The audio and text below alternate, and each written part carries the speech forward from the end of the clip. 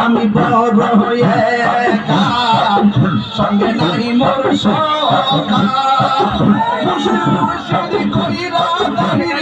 অন্তর হইছে